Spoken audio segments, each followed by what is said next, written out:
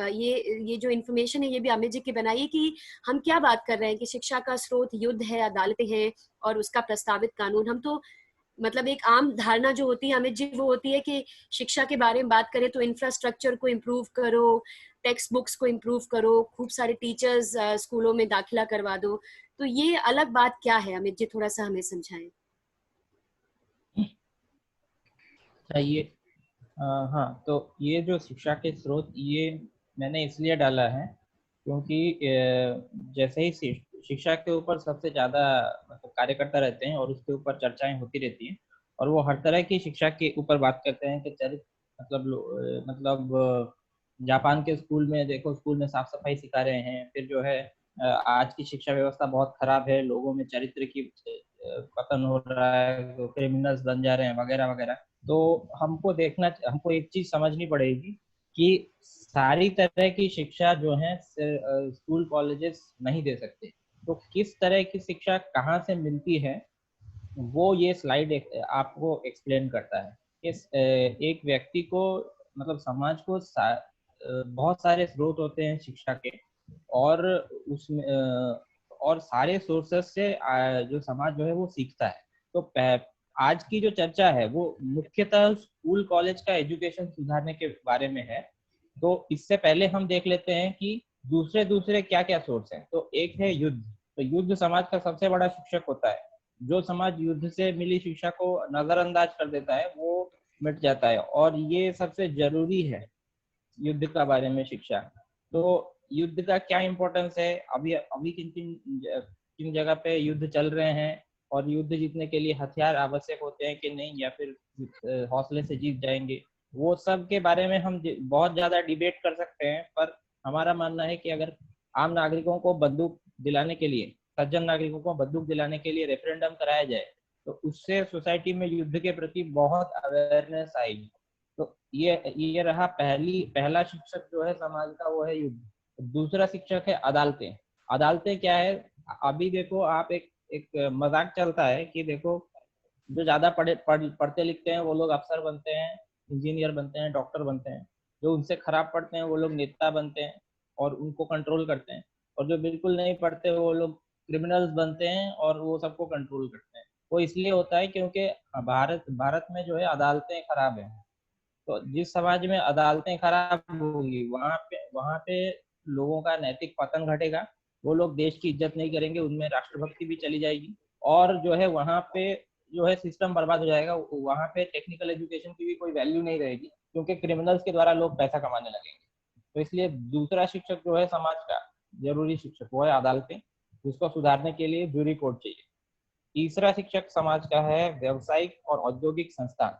मतलब आपकी ज्यादातर जो शिक्षा होती है, मतलब आप कोई भी स्कूल कॉलेज में कुछ भी पढ़ाई करो, अंत में आदमी को वही ज्यादा याद रहता है जो काम वो करता है, खुद काम करता है।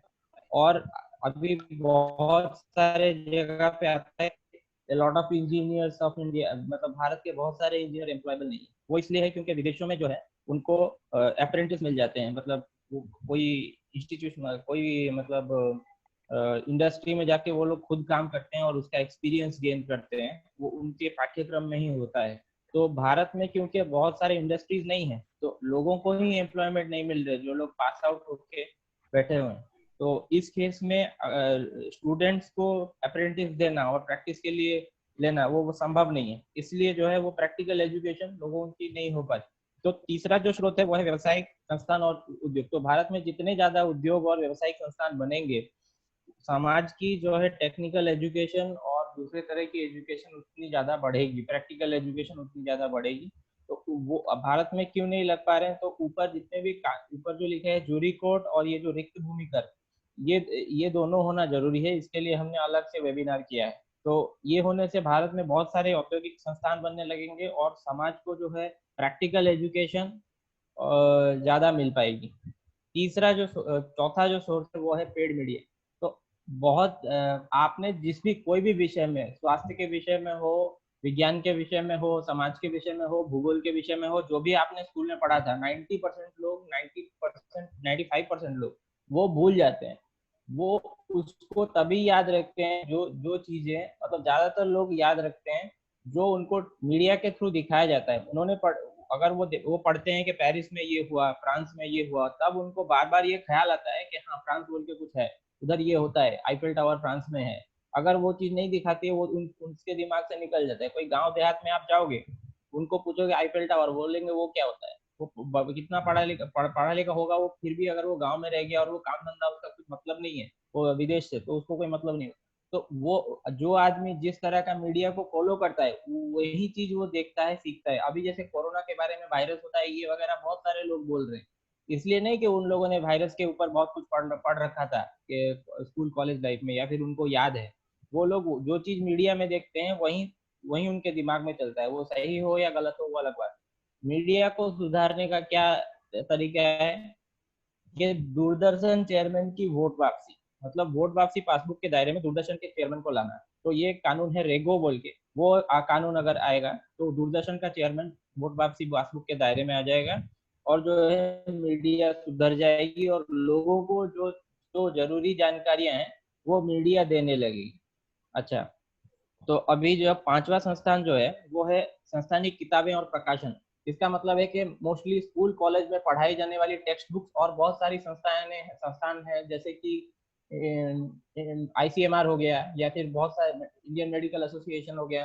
तो वो सब जो हैं वो भी अपनी अपनी किताबें निकालते रहती हैं कि वो जिससे कि आपको पता चलता है कि फूड एंड न्यूट्रिशन मिनिस्ट्री वो निकालती है कि कौन से खाने में कितना न्यूट्रिशन है वगैरह। तो तरह तरह के टेक्स्ट बुक जो कि स्कूल कॉलेज में पढ़ाए जाते हैं, और इस बहुत सारे मतलब संस्थानें होती है, उनकी जो प्रकाशन होते हैं उसको पढ़ के बहुत सारे लोगों के नॉलेज बढ़ते हैं। जैसे आप इसको, और इस लिस्ट में आप देखोगे एंड में है शिक्षक, धर्मगुरु, कार्यकर्ता।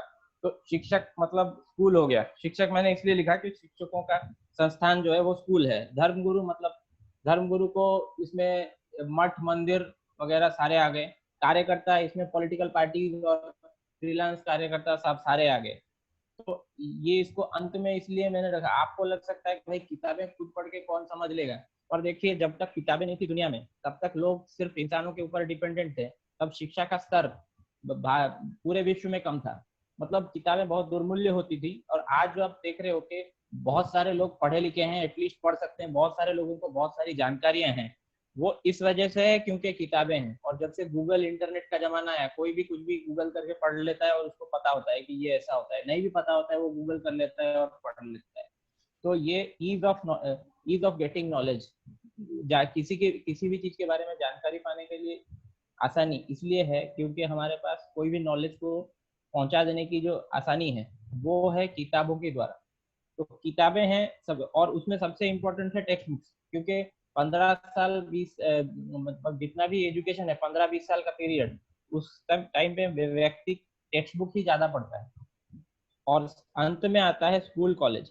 तो ये जो टेक्स्ट बुक है और स्कूल कॉलेज धर्मगुरु कार्यक्रम, देखो यहाँ पे मैंने शिक्षक जो है उसको एक अलग अलग कलर दिया है, क्योंकि आज का जो डिस्कशन है उसमें हम धर्मगुरु और कार्यकर्ताओं के द्वारा दी गई शिक्षा के बारे में हम डिस्कस नहीं करेंगे। तो हम डिस्कस करेंगे शिक्षक के बारे में, यानी स्कूल कॉलेजेस के बारे में, और जो है संस्थानिक किताबें माने टेक्स्ट बुक्स के बारे में। तो इनको सुधारने के लिए रेडो, मतलब डिस्ट्रिक्ट लेवल पे जो डिस्ट्रिक्ट एजुकेशन ऑफिसर है उसको वोट वापसी के दायरे में लाना, और जो है केंद्र और राज्य सरकार के मंत्रियों को, मतलब जो शिक्षा मंत्री होते हैं केंद्र और राज्य सरकार के लिए, उनको भी वोट वापसी पासबुक के दायरे में लाना आवश्यक है, अगर हमको टेक्स्ट बुक में सुधार करने आवश्यक है। तो मैंने आपको ये स्लाइड इसलिए दिखाया है क्योंकि आपके बहुत सारे सवाल शिक्षा के रिलेटेड आ सकते हैं जो कि इन सब से रिलेटेड हैं। तो अगर आप ये सब विषय में, मतलब विषय में आप पूछेंगे, मतलब सवाल पूछेंगे, तो हम उसमें डिटेल नहीं जाएंगे, हम थोड़ा सा बता देंगे। तो डिटेल जाना है तो और दूसरे वीडियोस आप देख सकते हैं। रीता जी नेक्स्ट स्लाइड आप, सतनाम जी नेक्स्ट स्लाइड। हाँ, धन्यवाद अमित जी। तो अमित जी नेक्स्ट हाँ एक जी, मिनट हाँ जी, हाँ, एक आप सेकंड मैं कर रही हूँ आगे, एक सेकंड बस। हाँ, धन्यवाद अमित जी, चलिए। हाँ, तो ये देखिए इसमें मैंने बहुत सारे शिक्षा के भाग रखे हैं। ये स्लाइड इसलिए बना है क्योंकि लोगों का एक्सपेक्टेशन है कि, अगेन वही एक्सपेक्टेशन है कि स्कूल कॉलेज में ये चीज़ नहीं पढ़ाई जा रही, वो चीज़ नहीं पढ़ाई जा रही। ये नहीं हो रहा, वो नहीं हो रहा, और सरकार ये क्यों नहीं पढ़ा देती, सरकार जो है गीता क्यों नहीं पढ़ाती, सरकार वेद क्यों नहीं पढ़ाती। तो देखिए सब सारे यहाँ पे संस्थाओं के नाम दिए गए हैं और ये विषय दिए गए हैं, तो ये मतलब सारी संस्थानों की अपनी क्या बोल लिमिटेशंस हैं। तो सरकार जो है वो उसको जो काम दिए गए हैं, सरकार के जो मुख्य काम है कि सेना चलाना, अदालतें चलाना, पुलिस चलाना और रिकॉर्ड कीपिंग, ये 4 मुख्य काम होते हैं। यही काम करने के लिए उसको जो शिक्षा चाहिए वही शिक्षा को वो लुक आफ्टर कर सकती है। तो उसमें आता है ये चीज, विज्ञान, गणित, कानून, प्रशासन, बंदूक चलाना यानी हथियार चलाना और इसके बारे में जानकारी, और इन विषयों से जुड़ा इतिहास। मतलब विज्ञान का इतिहास, विज्ञान प्रोग्रेस हुआ, गणित का इतिहास, कानून और प्रशासन का इतिहास और हथियारों का इतिहास, इससे जुड़ा इतिहास। और भाषा, भाषा में व्याकरण आएगा, साहित्य नहीं आएगा। भाषा का व्याकरण पाठ जो होता है, मतलब आप एक लैंग्वेज को सिर्फ बोलना लिखना पढ़ना सीख सकें, तो उतना जो है वो सरकारी संस्थानों का उतने से ही मतलब है, उतनी ही शिक्षा द्वारा वो लोग सेना चला पाएंगे, पुलिस चला पाएंगे। मतलब ये शिक्षा अगर किसी व्यक्ति के पास है तो उसको सेना में, पुलिस में, अदालत में उनको लेके चलाने में सुविधा हो, तो सरकार उसी को लुक आफ्टर करेगी। तो और बाकी रह गया नैतिकता, देश प्रेम, लोगों में नैतिकता कैसे लाई जाए, तो वो भी अदालतों द्वारा ही आएगी। वो स्कूल कॉलेज, वो भी सरकारी व्यवस्था के द्वारा ही आएगी, पर वो अदालतों द्वारा आएगी, ना कि स्कूल कॉलेज द्वारा। ठीक है। अगर हम व्यक्ति को, हम चाहते हैं कि हमारे समाज में अच्छे लोग बने, तो हम उसको, बच्चे को अगर बार बार उसके कान में डालते रहेंगे कि भाई अच्छा इंसान बनो, अच्छा इंसान बनो, अच्छा इंसान बनो, तो जरूरी नहीं है कि वो अच्छा इंसान बनेगा। वो डिपेंड करता है कि समाज में अदालतें कैसी है। कहीं पे नॉइज आ रही। हाँ, तो अगर अदालतें अच्छी होंगी तो उस देश के लोग देश प्रेमी होंगे, उस देश को पसंद करेंगे, और वहाँ उन लोगों में नैतिकता भी रहेगी। तो तीसरा चीज मैंने एक दिखाया है कि धर्म, संस्कृति, परंपरा और इनसे जुड़ा इतिहास, कि हमारी संस्कृति बहुत महान थी। मतलब वो लोग चाहते हैं कि उनको मतलब वेद पढ़ाए जाएं, महाभारत रामायण पढ़ाए जाएं, वैसे ही क्रिश्चियन लोग चाहेंगे कि उनका मतलब बाइबल पढ़ाया जाए वगैरह वगैरह। तो ये सब चीजें सरकार टेक केयर नहीं कर सकती, क्योंकि सरकार के जो काम है वो चलाने के लिए ये सब में ज्यादा रोल नहीं है। तो उस चीज को कौन देख सकता है? धार्मिक अनुष्ठान और परिवार। तो धार्मिक अनुष्ठान के बारे में हमारा ज्यादा कुछ नहीं है, पर हमने एक कानून प्रपोज किया है, हिंदू बोर्ड। अगर ये कानून आता है तो हिंदुओं के जो कल्चर हैं और जो धर्म संस्कृति के बारे में नॉलेज है, तो वो मंदिर और मठ वगैरह, वो नॉलेज लोगों में दे पाए। और अंत में आता है कला, साहित्य, राजनीतिक अंधविश्वास। राजनीतिक अंधविश्वास क्यों कहा जाता है, वो एक लंबा ये है, मतलब जो पॉलिटिकल साइंस के नाम से आजकल फेमस है। तो और वो व्यक्तित्व सुधार, मतलब पर्सनालिटी डेवलपमेंट, इसके विषय में नॉलेज की आवश्यकता है, ऐसा बहुत लोगों का कहना है। और बाकी बहुत सारी चीजें रह गई। तो इन सब चीजों को के लिए मतलब हमारा ये कहना है कि जो लोगों को लगता है कि कला की अभिवृद्धि होनी चाहिए, साहित्य की अभिवृद्धि होनी चाहिए, तो जितने भी साहित्यकार हैं उनको मिलकर एसोसिएशन बनाना चाहिए, और उनको अपना सिस्टम बनाना चाहिए कि कैसे कला का कैसे उन्नति होगा, साहित्य का कैसे उन्नति होगा, और व्यक्तित्व में कैसे सुधार होगा वगैरह, वो सब करने चाहिए। उनको सरकारी स्कूल, कॉलेज, अदालतें या फिर ये सब टेक केयर नहीं कर सकती। तो ये स्लाइड मैंने आपको इसलिए दिखाया ताकि आपके जो सवाल आएंगे कि इस टाइप की शिक्षा का क्या होगा, उस टाइप की शिक्षा का क्या होगा, तो वो सभी टाइप की शिक्षा को हम स्कूल कॉलेज हैंडल नहीं कर सकते। और आज का जो हमारा जो डिस्कशन है वो मेनली इसी बारे में है कि स्कूल कॉलेज में किस टाइप की शिक्षा दी जा रही है और उसमें क्या समस्याएं हैं और उसको कैसे सुधार किया जाए। रीता जी, आप बाकी स्लाइड दिखा सकते हैं। धन्यवाद अमित जी, आपने हमें दो स्लाइड्स में काफी जानकारी दी कि आज की जो स्कूल में जो आज शिक्षा दी जा रही है उसमें जो बहुत महत्वपूर्ण शिक्षा है, जो कि युद्ध के बारे में या अदालतों के बारे में, इंडस्ट्रीज के बारे में, वो नहीं दी जा रही है। और क्या सरकार के व्यू में होना चाहिए, पर्व्यू में होना चाहिए, और क्या सरकार के पर्व्यू में नहीं होना चाहिए, उसके बारे में आपने हमें बहुत अच्छे से बताया। तो अब मैं सभी को ले चलूंगी उस कानून के बारे में, उस प्रस्तावित कानून के बारे में, जिसकी हम बात करेंगे कि उस कानून के आने से किस तरीके से डिस्ट्रिक्ट जो एजुकेशन ऑफिसर है उसको आप रिकॉल कर का मतलब है उसको आप अपना वोट वापसी पासबुक के दायरे में ला पाएंगे। एक बड़ी थोड़ी सी अगेन जोक की बात होती है कि आप अच्छे से जानते हैं कि आपका एमएलए कौन है, यानी विधायक कौन है आपके एरिया का, पर आप में से शायद कोई भी नहीं जानता होगा, इंक्लूडिंग मी, कि आपके एरिया का जिला शिक्षा अधिकारी कौन है, जिला चिकित्सा अधिकारी कौन है। वो इसलिए क्योंकि वो अधिकारी ना हम चुन सकते हैं और ना उन्हें हटा सकते हैं। तो वो अधिकारियों को चुनने और हटाने का, और स्पेशली हटाने का अधिकार जनता को मिले, इसीलिए हम लोग रेडो की बात करते हैं। रेगो लिखा हुआ है जो कि राज्य के स्तर पर है, right to expel government officers, and रेडो जो होता है वो है हमारा right to expel district level officers. तो हम थोड़ा सा जिला स्तर की जो बात करेंगे रेडो की, उसके बारे में बताएंगे कि ये कानून क्या है और इससे आने से नागरिकों को क्या क्या अधिकार मिलेंगे और शिक्षा कैसे बेहतर होगी। सो इस थोड़ा सा फटाफट मैं कुछ 6 पॉइंट्स में इस कानून का सार आपको बताऊंगी। अगर आपको इस कानून के बारे में पूरा पढ़ना है तो आप हमसे इसका प्रस्तावित जो एक हमारे पास प्रिंटेड वर्जन भी है, ड्राफ्ट भी है, आप ले सकते हैं और पूरा पढ़ सकते हैं। तो इस कानून के गैजेट में छपने के 30 दिन के भीतर राज्य के प्रत्येक नागरिक को एक वोट वापसी पासबुक मिलेगी, जिसका आपने एक मैं आपको दिखा देती हूँ। इस तरीके की पासबुक हमारी प्रस्तावित है। ये एक सिर्फ नमूना है, पर इसी तरीके की पासबुक सभी जितने के काम से खुश नहीं है और उसे निकाल कर किसी अन्य व्यक्ति को लाना चाहते हैं, तो पटवारी कार्यालय में जाकर, कलेक्टर्स ऑफिस में जाकर अपनी स्वीकृति के रूप में हाँ दर्ज करवा सकते हैं। यानी आप कह सकते हैं कि हाँ, मैं इसको निकालना चाहता हूँ। आप आप स्वीकृति किसी भी दिन दे सकते हैं, यानी आप कह सकते हैं कि हाँ मुझे इसको हटाना है, और आप उसको रद्द भी कर सकते हैं। जैसे आपने देखा कि नहीं, अब ये बेहतर काम करने शुरू हो गया है, तो आप उसको जाके रद्द भी कर सकते हैं कि नहीं, अभी I am happy with the the district level officer, education officer, so now I want to cancel it, वो भी आप कर सकते हैं। जो भी आपका स्वीकृति होगी, हाँ या ना, वो वोट वापसी पासबुक में आएगी। और ये जो वोट आप देंगे, ये वोट नहीं, एक तरीके का सुझाव है, इसको वोट हम कहते हैं, बट ये एक तरीके का सुझाव है जो आप दे रहे हैं।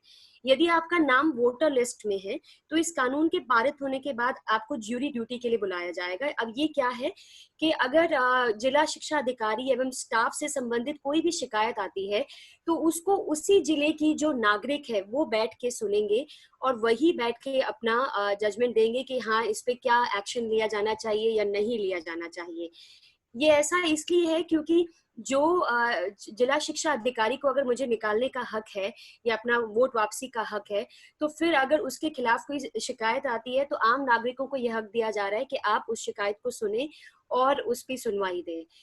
35% अभिभावकों की सहमति से मुख्यमंत्री जिला शिक्षा अधिकारी की नियुक्ति कर सकते हैं, यानी 35% अगर पेरेंट्स कह देते हैं कि हाँ हमें इसको निकालना है, तो जो दूसरा है उसकी नियुक्ति जो मुख्यमंत्री हैं जिला शिक्षा अधिकारी को कर सकते हैं। और यहाँ हम पेरेंट्स का मतलब है, अभिभावक का मतलब है 0 से 18 वर्ष के बच्चों के माता पिता जो जिले के मतदाता भी हों। मतदाताओं या अभिभावकों की स्वीकृति से नियुक्ति किया गया व्यक्ति एक से अधिक जिले में भी अधिकारी बन सकता है। तो अगर वो एक जिले में अच्छा परफॉर्म कर रहा है तो वो एक से अधिक जिले में भी अपना नामांकन भर सकता है और वहां पर भी बन सकता है। और सबसे इम्पोर्टेंट बात जो मुझे लगता है समझने की है वो ये है कि ये इतना सिंपल कानून है कि इसको प्रधानमंत्री सीधा गैजेट में छाप सकते हैं। इसमें कोई lower house upper house discussion and approval ये कुछ नहीं है। तो अगर प्रधानमंत्री के पास ये पावर है कि वो इसे आराम से छाप सकते हैं। तो ये सारे कानून का सार है। और इस कानून में और भी बहुत निटिग्रिटीज हैं, जो कानूनी दावपेच होते हैं, धाराएं होती हैं, पर जो मेजर है वो यही है कि आपके पास एक पासबुक आएगी और आप अपना कलेक्टर्स ऑफिस जाके कह सकते हैं कि मैं इसके काम से खुश नहीं हूँ, और आपकी हाँ या ना आपकी पासबुक में आ जाएगी। और उसके अलावा 35% अभिभावक की सहमति से मुख्यमंत्री जिला शिक्षा अधिकारी की नियुक्ति, नए जिला शिक्षा अधिकारी की नियुक्ति कर सकते हैं। तो ये सारा ड्राफ्ट है। अब फटाफट लेते हैं कि इस ड्राफ्ट की हमें जरूरत क्या है। मतलब जो चल रहा है वो चल ही रहा है, इतनी सारी स्कीम्स चलती हैं, इतनी सारी योजनाएं, दूरगामी योजनाएं और बहुत कुछ सरकार करती है, तो फिर हमें इस नए कानून की क्या जरूरत है। तो थोड़ा सा देखते हैं कि कैसे भारत में गणित और विज्ञान की शिक्षा का जो स्तर है वो इस प्रकार गिर रहा है कि धीरे धीरे भारत चीन, अमेरिका, रूस आदि देशों पे लगातार निर्भर होता जाएगा। तो उसके कुछ हम आपको नमूने दिखाते हैं कि यहाँ पर निजी स्कूलों की शिक्षा के नाम पे लूटना और सरकारी स्कूलों के खस्ता हाल, ये कुछ न्यूज है और ये बहुत कम न्यूज है। अगर आप गूगल करेंगे तो पूरा भरा पड़ा है। Private schools looting parents by selling books, uniforms at high cost, unjustified hikes and loot in the name of quality education, reality check of Madhya Pradesh schools at top of national shame list। तो आप देख सकते हैं कि सरकारी school है और एक हॉल में उनको बिठाया हुआ है, 3 ब्लैक बोर्ड ग्रीन बोर्ड लगाए हुए वहीं पढ़ा रहे हैं। और इस तरीके के हमारे सरकारी और प्राइवेट स्कूलों के हालात हैं। दूसरा आता है जबरदस्त भ्रष्टाचार एवं गैर जवाबदेही। जब जो जिला एजुकेशन ऑफिसर है उसका पेरेंट्स के प्रति कोई जवाबदेही नहीं है, उसका अपने ऊपर वालों को खुश करने के प्रति जवाबदेही है, तो करप्शन और अनअकाउंटेबिलिटी आना बहुत नॉर्मल है। ये पिक्चर आप सभी ने देखी होगी, ये बड़ी फेमस पिक्चर थी। Rot in education, students suffer as corruption politics plague into the system. MP की ये कहानी है, स्कूल चिल्ड्रन। तो ये अगेन इस छोटी स्लाइड में ये 2 ही आ सकती थी, पर अगर आप खोज करेंगे तो आपको हजारों ऐसी न्यूज मिल जाएगी। तीसरा जो अभी परेशानी शिक्षा झेलती है वो है कि गरीबी के कारण या तो कई अभिभावक बच्चों को स्कूल नहीं भेजते या फिर कुछ सालों बाद नाम कटवा लेते हैं। तो अगर आप ये थोड़ा सा लिस्ट देखें कि किस तरीके से एक सेकेंड, तो अगर आप लिस्ट देखें तो किस तरीके से 100 लोग जो 100 बच्चे हैं वो अगर इनिशियली जाते हैं तो एलिमेंट्री तक कितने पहुंचते हैं, सेकेंडरी तक कितने पहुंचते हैं और सीनियर तक एजुकेशन सिस्टम में। ये पूरी उसकी लिस्ट है, अगर आप चाहें तो इसकी हम आपको न्यूज लिंक भी दे देंगे। इसके बाद जो चौथा वर्तमान स्थिति हमारी ये है कि बोर्ड की परीक्षा कम होने के कारण, माफ कीजिएगा शब्द काम लिखा हुआ है, कम होने के कारण बच्चों का सीखने में ध्यान कम लगना। क्योंकि मैंने मतलब मुझे न्यूज तो नहीं मिल पाई, पर जैसे अमित जी बता रहे थे कि पहले के समय में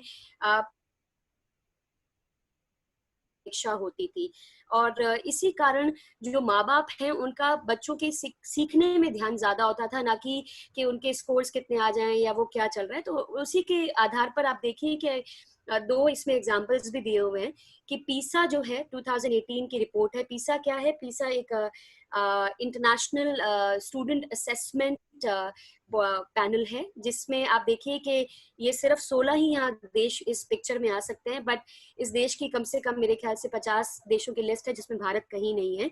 और ये मैथ्स का ओलंपियाड है 2018 का अगेन, और इसमें भी आप देख सकते हैं कि चीन के स्थान पर है और भारत का कोई नामो निशान नहीं है। पर इसके साथ आपको एक बहुत इंटरेस्टिंग वीडियो हम यहाँ दिखाना चाहेंगे कि कैसे भारत में मतलब जब से भारत आजाद हुआ और चीन भी साथ ही आजाद हुआ था ऑलमोस्ट, तो चीन कहाँ से कहाँ पहुंचा है शिक्षा के स्तर पर और भारत के क्या हालात हैं। यहाँ हम ये कहने की कोशिश नहीं कर रहे कि कौन बेहतर है, यहाँ पर सिर्फ चिकित्सक शिक्षा की बात हो रही है। तो कुशाग्र, मैं चाहूंगी कि आप वो वीडियो जरा प्ले करें।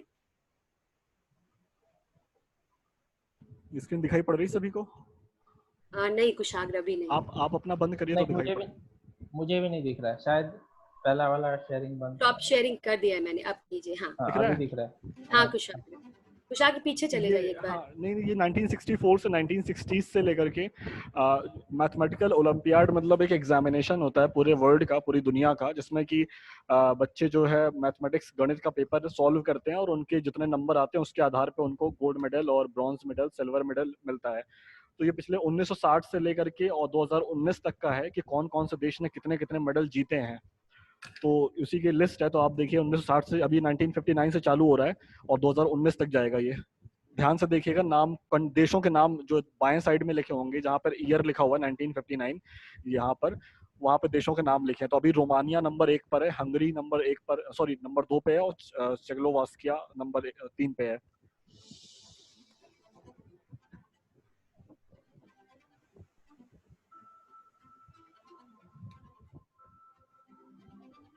अब ये नंबर 1 पर आ गया यूएसएसआर, जो आज का रशिया है। पहले ये यूएसएसआर था, इसमें बहुत सारे देश थे जो टूट गए। तो 1967 में यूएसएसआर नंबर 1 पे है, हंगरी नंबर 2 पे है और रोमानिया नंबर 3 पे है, ईस्ट जर्मनी नंबर 4 पे है। ऐसे करके देश हैं अलग अलग।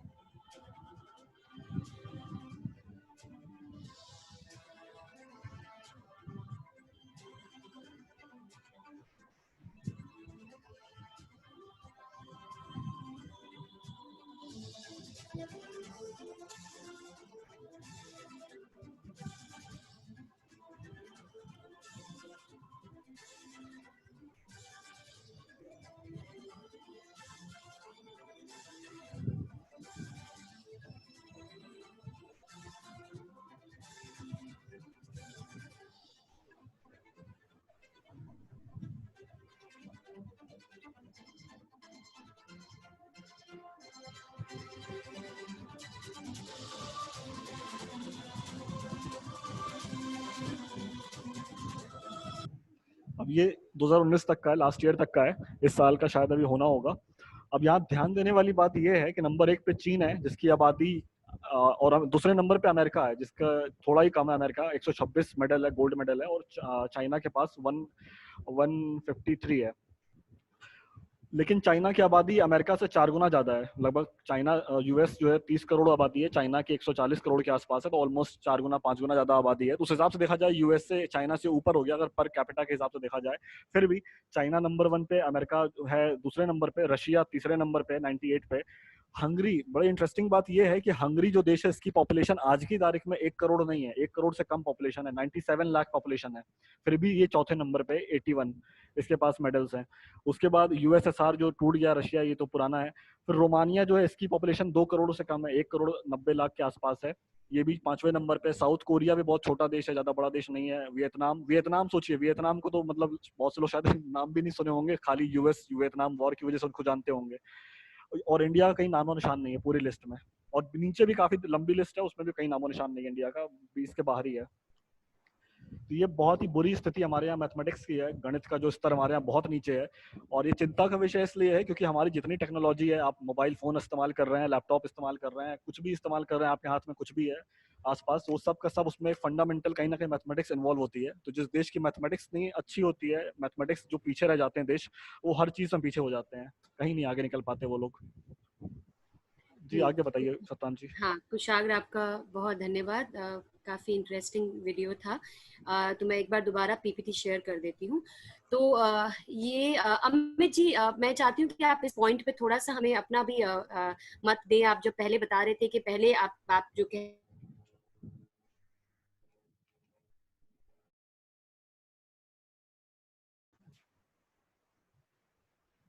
हाँ, तो पहले जो है मेरे समय में क्लास 5th में एग्जाम होता था, बोर्ड एग्जाम, और क्लास 7th में भी बोर्ड एग्जाम होता था।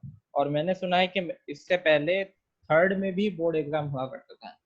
तो मतलब मैं बोल रहा हूँ उड़ीसा बोर्ड की बात कर रहा हूँ, तो शायद दूसरे स्टेट बोर्ड्स में भी शायद इस तरह के एग्जामिनेशन सिस्टम्स होते होंगे। तो ये बोर्ड एग्जाम होने की वजह से जो लोग जो है प्राइवेट स्कूल में लोगों को बच्चों को छोड़ने का ऐसा मेंटालिटी नहीं होता था, क्योंकि जो है बच्चा कोई भी स्कूल में पढ़े, फाइनली ही उसको बोर्ड एग्जाम में कितने परसेंटेज आए वो पेरेंट्स देखते थे। और जो है गवर्नमेंट स्कूल्स में भी बच्चे पढ़ के जब अच्छे रिजल्ट ले आते थे, तो लोग जो है वो ये देखते थे कि मैं बच्चों को कैसे अच्छे टीचर के पास ट्यूशन कैसे भेजा जाए, या फिर कौन से गवर्नमेंट स्कूल में अच्छे टीचर्स हैं वहाँ पे भेजते थे। हाँ, प्राइवेट स्कूल में भी भेजते थे अगर वहाँ पे अच्छी पढ़ाई हो रही है तो। और उनका ध्यान रहता था कि बोर्ड एग्जाम में कैसे ज्यादा मार्क्स आए। तो अगर बोर्ड एग्जाम में ज्यादा नहीं मार्क्स आते थे तो लोग जो है वो लोकेशन चेंज कर देते थे कि यहाँ पे अच्छे स्कूल नहीं है तो कोई दूसरा डिस्ट्रिक्ट चले जाते हैं, तो लोकेशन चेंज कर देते थे, स्कूल चेंज कर देते थे। पर उनका ध्यान रहता था ये कि चलो 5वीं में अच्छा नहीं हुआ, 7वीं में अच्छा हो जाएगा, 7वीं में नहीं हुआ तो कम से कम 10th में तो अच्छा आ जाएगा, ऐसा सोचते थे। अभी हालत ऐसी हो गई है कि कोई भी बोर्ड एग्जाम नहीं होता। तो जो एजुकेशन में एक पॉइंट बहुत इंपॉर्टेंट है कि ईयर वाइज प्रोग्रेस उसको मॉनिटर करना, तो उसका एक ही स्रोत रह गया है कि स्कूल में जो एग्जाम होते हैं। तो अभी क्या है कि सब कुछ स्कूल का एग्जाम के ऊपर डिपेंडेंसी होने के कारण लोग देखते हैं कि अच्छा स्कूल कौन सा है, क्योंकि अच्छे स्कूल में अच्छे लड़के होंगे तो उनसे कॉम्पीट करके अगर मेरा बच्चा ज्यादा मार्क्स ला पाएगा तभी इसका स्तर अच्छा है। इसीलिए अभी प्राइवेट स्कूल के ऊपर डिपेंडेंसी बहुत बढ़ गई है। तो अगर ये इसलिए हुआ है क्योंकि बोर्ड एग्जाम्स हटा दिए गए। तो यही मैं कहना चाहता था। तो अगर फिर से अगर सरकार कुछ इस तरह के एग्जाम्स इंट्रोड्यूस करती है तो प्राइवेट स्कूल के ऊपर डिपेंडेंसी घटेगी। आप आगे जा सकते हैं। हम इसकी बात करेंगे अमित जी, और धन्यवाद आपका।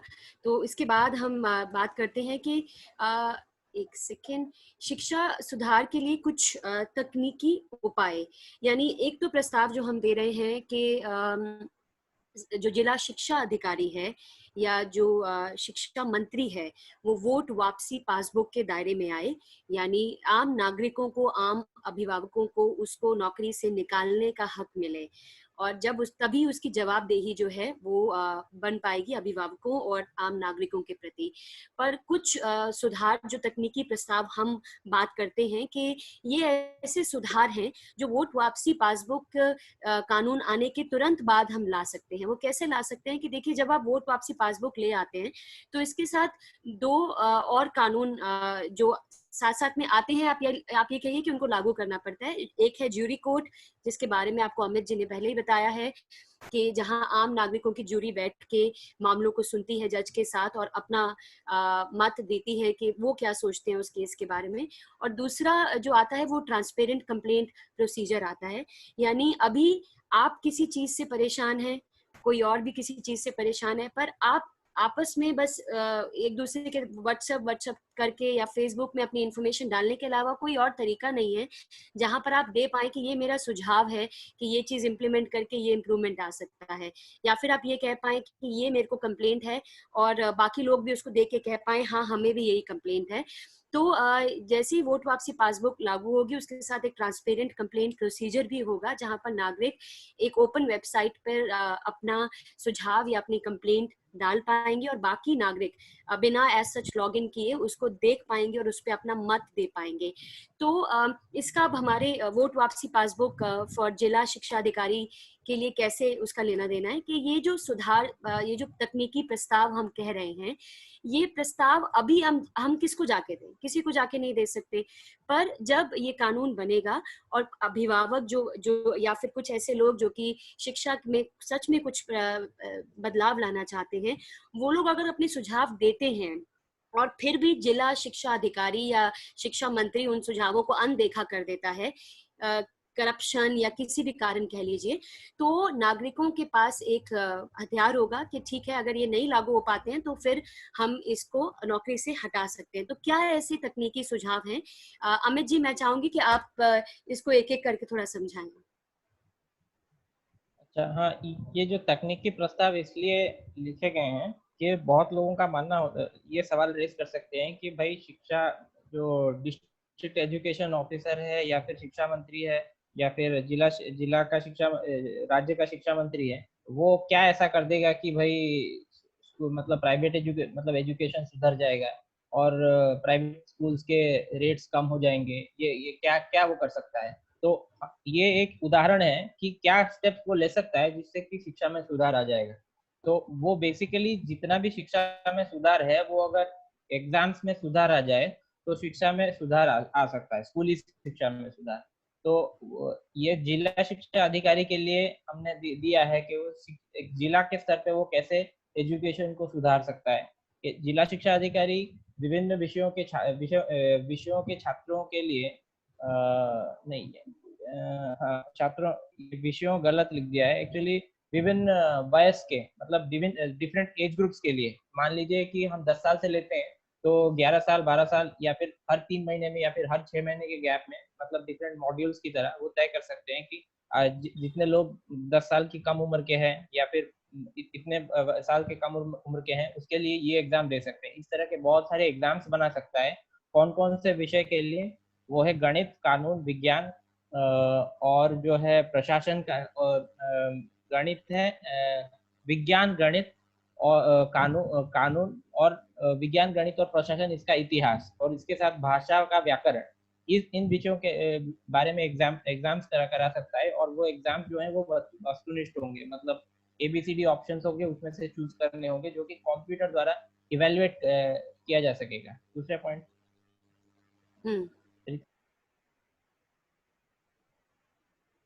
परीक्षाओं के लिए कोई योग्यता नहीं होगी। तो आज के आप देखेंगे तो 10th एग्जाम देने के लिए आपको 9th का एग्जाम देना पड़ेगा, मतलब आपको 9th पास है तभी जाके आप 10th के लिए पहले आपको 10th पास होना पड़ेगा। तो अभी जो है लोग बच्चों को स्कूल इसलिए भेजते हैं क्योंकि वो लोग 10th का एग्जाम दे सकेंगे। ऐसा नहीं कि कोई जो है वो खुद से घर में पढ़ के या फिर कुछ भी करके वो सीधा जाके बैठ जाए 10वीं के एग्जाम में और वो पास हो जाए, ऐसा नहीं हो सकता। आपको पहले कोई सी स्कूल में पढ़ना पड़ेगा। तो आपका घर जिस एरिया में है उस आजकल प्राइवेट स्कूल्स का बोलबाला और लोड क्यों है? क्योंकि कोई व्यक्ति किसी एरिया में रहता है, वो देखता है कि मैं अपने बच्चे को ज्यादा से ज्यादा 5 किलोमीटर के दायरे के अंदर जो स्कूल है उधर पढ़ा सकता हूँ। 5 किलोमीटर या 10 किलोमीटर, हर व्यक्ति का अपना अपना रेंज होता है। तो उसके अंदर गवर्नमेंट स्कूल बहुत कम होते हैं, अच्छे वैसे ही गवर्नमेंट स्कूल कम होते हैं। उसके बाद फिर सबका प्रेफरेंस होता है कि अच्छे गवर्नमेंट स्कूल होने चाहिए, उसमें एटलीस्ट बेसिक सुविधा होनी चाहिए। तो उस हिसाब से ज़्यादातर गवर्नमेंट स्कूल तो होते नहीं है उसी वैसे, तो प्राइवेट स्कूल्स देखते हैं लोग। तो प्राइवेट स्कूल्स में से उस रेंज के अंदर जो भी प्राइवेट स्कूल होता है, तो उसके अंदर वो बच्चे को पढ़ाना चाहते हैं। क्यों इसलिए पढ़ाना चाहते हैं? क्योंकि उनको 10वीं का सर्टिफिकेट लाने के लिए उसमें पढ़ाना पड़ेगा। और ये जो प्राइवेट स्कूल होते हैं वो अपने में एसोसिएशन बना लेते हैं और वो एक सिस्टम बनाते हैं कि भाई एक बार आपने अपने बच्चे को स्कूल में डाला, फिर जो है वो सर्टिफिकेट लेने के लिए वो क्या करते हैं, हमसे कपड़े खरीदो, हमसे बुक खरीदो, हमसे ये खरीदो, वो खरीदो।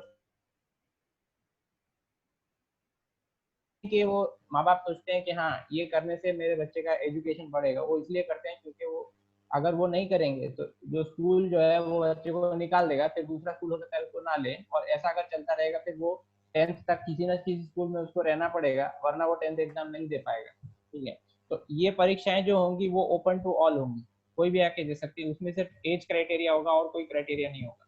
तो तीसरा है जिला शिक्षा अधिकारी उपरोक्त शिक्षाओं के लिए सिलेबस, मॉडल किताबें और प्रश्न कोश आदि वितरण करेगा। मतलब ये जो एग्जाम होगा ये बेसिकली एग्जाम को ही एक्सप्लेन कर रहा है कि जो एग्जाम होगा उसमें क्या आएंगे। मान लो 10 एग्जाम बना दिए 15 साल तक, एक एक साल के डिफरेंस में, तो उसमें क्या उसका सिलेबस होगा, मॉडल किताबें बना दी जाएंगी कि इस तरह की किताबें आप फॉलो करो।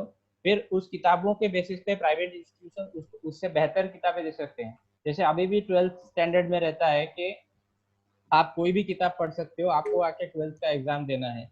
जैसे बहुत फिजिक्स में एक फेमस है एच सी वर्मा, तो ऐसे बहुत सारी किताबें हैं। तो जिसको जो किताब अच्छी लगे पढ़ सकता है, पर सरकार जो है वो मतलब डीओ जो है वो एक मॉडल किताब दे देगा जो कि फ्री दे देगा, और उसके बाद दूसरे दूसरे लोग उसको बेहतर बना के भी बेच सकते हैं उसी सिलेबस और उसी मॉडल किताब के आधार पर। और प्रश्न कोश माने जो एग्जाम में आएगा। मान लीजिए आपका एक एग्जाम में 100 क्वेश्चन आते हैं, तो प्रश्न कोश में क्या होगा कि हजारों करोड़ों सवाल होंगे, तो उसमें से ही आएंगे। पर इतने सारे सवाल कोई रट नहीं सकता, तो उसको करने के लिए क्या करना पड़ेगा कि आपको समझना पड़ेगा उस विषय को। तो वो प्रश्न कोश को भी पब्लिक कर देगा ताकि उसी में से आएंगे, पर इतना सवाल को रटना संभव नहीं है, इसलिए आपको उस विषय को समझना पड़ेगा। और चौथा जो दिया है कि परीक्षा के रिजल्ट के आधार पर अभिभावकों को शिक्षकों को पुरस्कार धनराशि में दी जाएगी। उनके अभिभावकों और शिक्षकों मतलब जिसके अच्छे मार्क्स आए उसको, और उसके अभिभावक को, उसको नहीं, उसके अभिभावक को और उसके शिक्षक को, वो अगर किसी को मेंशन करता है कि मैंने इससे एजुकेशन ली है, उन दोनों को ही सरकार जो है वो कैश अवार्ड देगी, पैसा देगी। पैसा इसलिए जरूरी है कि देखिए अभी जो है मिड डे मील प्लान सरकार ने लागू किया, इसी तरह के प्लान इंग्लैंड ने लागू किए थे आज से 100 साल पहले, ये लोगों को स्कूल लाने के लिए। वो काफी हद तक सफल भी रहा। अभी लोग जो है बच्चे स्कूल जा रहे हैं, पर वो स्कूल ही जा रहे हैं, और उनका ध्यान रहता है कि स्कूल जाओ, अंडा मिलता है अंडा लेके आ जाओ, खाना खा के आ जाओ। उनका पढ़ने में रुचि नहीं रहता। तो पढ़ने के लिए कैसे हम प्रेरित कर सकते हैं लोगों को, कि जब हम कैश अवार्ड देंगे कि भाई आपको पैसा मिलेगा अगर आप अच्छा परफॉर्म करोगे, तभी जो माँ बाप हैं वो बच्चों को पुश करेंगे कि आप पढ़ो। ये आपको middle class upper middle class में नहीं दिखेगा, क्योंकि आपको ये पैसा बहुत कम लगेगा कि बच्चे तो मतलब माँ बाप तो उससे ज्यादा पैसा खर्च कर देते हैं। पर इंडिया की ज्यादातर आबादी जो है वो लोअर मिडिल, तो इंस्टेंट फायदा हो। और शिक्षक को भी इससे ही मतलब क्या, शिक्षक जो है उसको भी पैसा चाहिए, क्योंकि देखो पैसे को गलत चीज आप नहीं बोल सकते, दुनिया ही पैसे में चलती है। तो इसलिए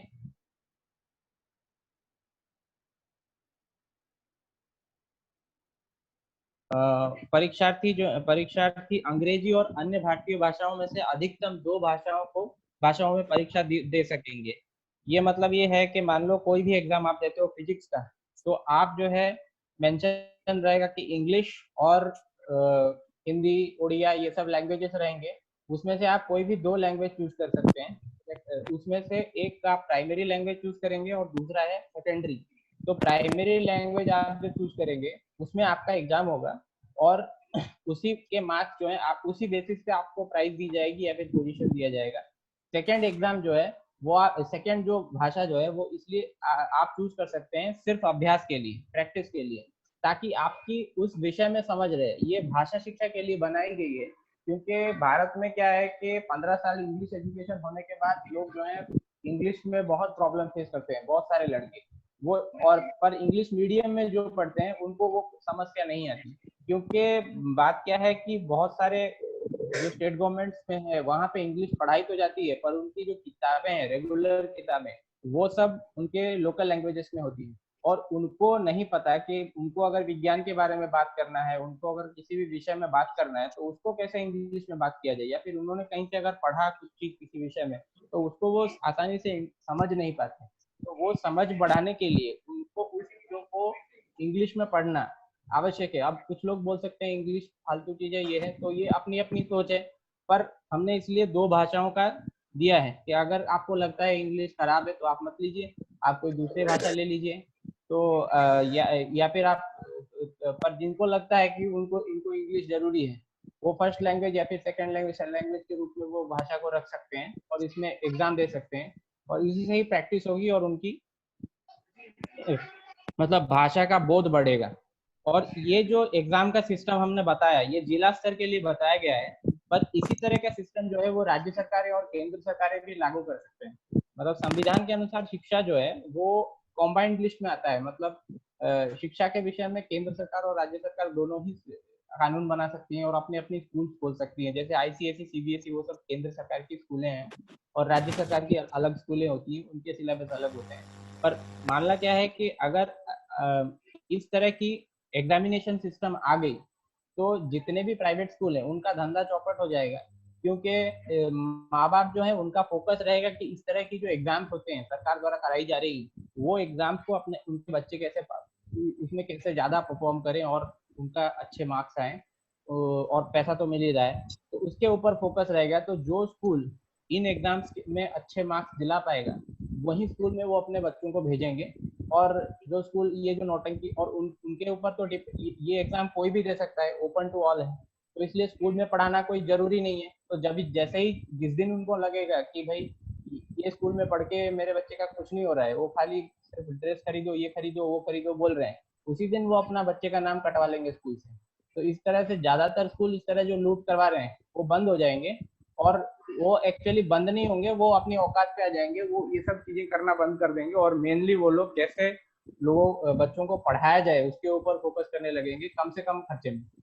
तो इसी तरह तो ये हम एग्जांपल दे रहे थे, जो लोग सोचते हैं कि सरकार कुछ नहीं कर सकती, या फिर जो है सरकार को और पैसा खर्च करके स्कूल कॉलेजेस का इंफ्रास्ट्रक्चर, तो ऐसा नहीं है, सिर्फ एग्जाम्स में ही सुधार करके बहुत सारे बड़े बदलाव लाए जा सकते हैं। अमित जी, आपका बहुत धन्यवाद। तो ये पूरा सार था हमारी डिस्कशन का, और अब हम चलेंगे, आप प्रश्न होंगे इस पूरी शिक्षा व्यवस्था में सुधार के कानून को लेके। तो एक एक करके मैं चाहूंगी कि आप अपने आप को अनम्यूट कीजिए, और जो भी आपके प्रश्न हैं इससे रिलेटेड, कि ये कानून की फिर से क्यों जरूरत है, क्या होगा, क्या नहीं, क्या तरीका है सुधारने का और बेहतर, आपका क्या रोल है, आप क्या कर सकते हैं इसमें, कोई भी आपका प्रश्न हो, और जितने ज्यादा प्रश्न पूछेंगे उतना ज्यादा बाकी लोगों को भी समझ में आएगा। तो अनम्यूट करके आप एक एक करके अपने प्रश्न पूछ सकते हैं।